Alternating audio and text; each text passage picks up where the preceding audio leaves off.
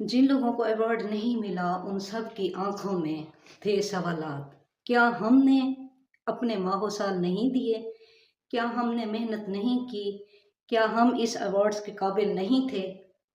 आप जाएं उनकी आंखों में देखें, सबकी आंखों में एक ही सवाल था, क्या हम इस अवार्ड के काबिल नहीं थे? सिर्फ तनवीर अहमद साहब हैं जिनको हक पे अवार्ड दिया गया।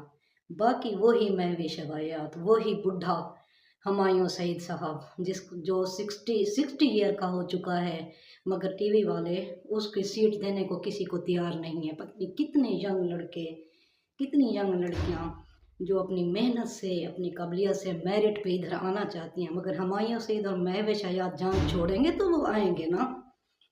उन सब फनकारों की आंखों में सवालात नजर आ रहे थे जिन्होंने अपने इतने माहो साल, अपनी इतनी मेहनत इस इंडस्ट्री को दी, मगर इंडस्ट्री ने क्या किया? हसबे मामूल वही सिफारशी लोग, वही जिन्होंने आगे आकर अपने आप को पेश किया होगा, उन्हीं को अवार्ड मिले।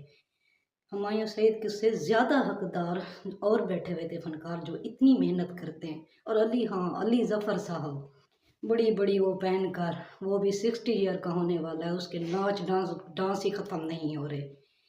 उसकी जो बड़ी बड़ी अब पागलों जैसी जो उसने पैंट शर्ट पहन रखी, पागलों जैसी ऐसी बड़ी बड़ी, उसके वो समझ में नहीं आ रहे थे।